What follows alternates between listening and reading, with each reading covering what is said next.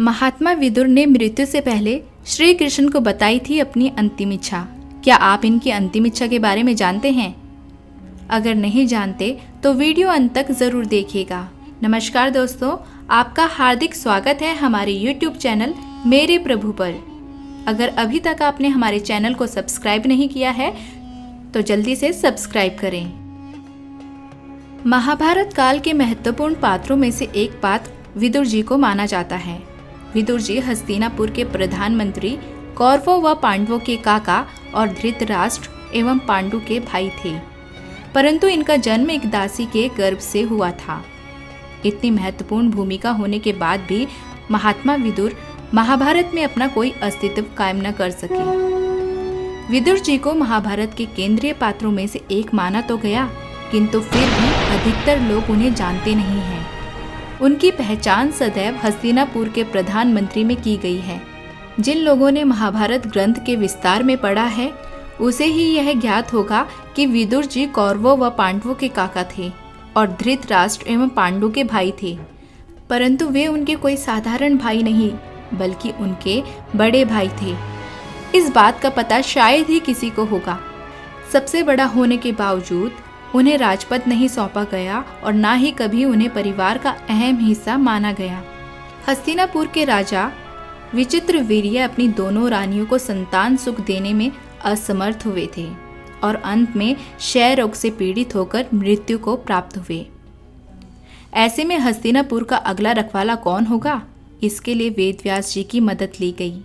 वेदव्यास ने दोनों रानियों को संतान सुख का आशीर्वाद देने के लिए बुलाया, किंतु उनके डर से रानियों ने दासी को भेज दिया। यही कारण है कि पहली संतान दासी के गर्भ से हुई। कहा जाता है कि वेदव्यास जी ने दासी के गर्भ से होने वाली संतान को विशेष वर दिया था। उनका कहना था कि यह संतान बेहद बुद्धिमान एवं सर्वगुण संपन्न होगी। महाभारत ग्रंथ के अनुसार विदुर को धर्मराज का स्वरूप माना गया है। अपनी सूझबूझ के चलते ही विदुर को हस्तिनापुर का प्रधानमंत्री घोषित किया गया था। कहते हैं विदुर ने महाभारत युद्ध लड़ने से इनकार कर दिया था, किंतु मृत्यु से पहले उन्होंने श्री कृष्ण से एक वरदान मांगा था। यह उस समय की बात है जब महाभारत युद्ध चल रहा था। विदुर श्री कृष्ण के पास गए और उनसे एक निवेदन किया। वे अपनी अंतिम इच्छा श्री कृष्ण को बताना चाहते थे। उन्होंने कहा, हे प्रभु, मैं धरती पर इतना प्रलयकारी युद्ध देखकर बहुत आत्मग्लानिता का अनुभव कर रहा हूँ। मेरे मृत्यु के बाद मैं अपने शरीर का एक भी अंश इस धरती पर नहीं छोड़ना चाहता।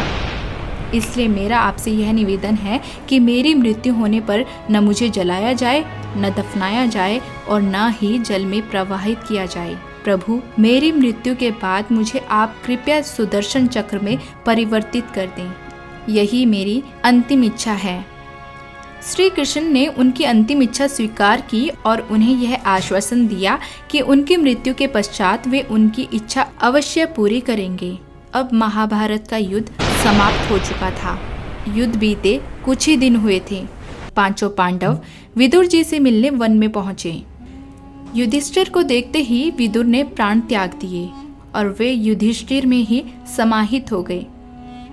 युधिष्ठिर के लिए यह घटना कुछ अजीब थी। वे समझ नहीं पा रहे थे कि ये क्या हुआ, क्यों हुआ, इसके पीछे क्या कारण था। अपनी दुविधा का हल खोजने के लिए उन्होंने श्री कृष्ण का स्मरण किया। श्री कृष्ण प्रकट हुए। युधिष्ठिर को दुविधा में देखते हुए वे मुस्कुराए और बोले, हे युधिष्ठिर, यह समय चिंता का नहीं है। विदुर धर्मराज के अवतार थे और तुम स्वयं धर्मराज हो, इसलिए प्राण त्याग कर वे तुम में समाहित हो गए। लेकिन अब मैं विदुर को दिया हुआ वरदान पूरा करने आया हूँ। यह कहकर श्री कृष्ण ने विदुर के शव को सुदर्शन चक्र में परिवर्तित किया और उनकी अंतिम इच्छा को पूरा किया। तो दोस्तों, ये थी विदुर जी की अंतिम इच्छा।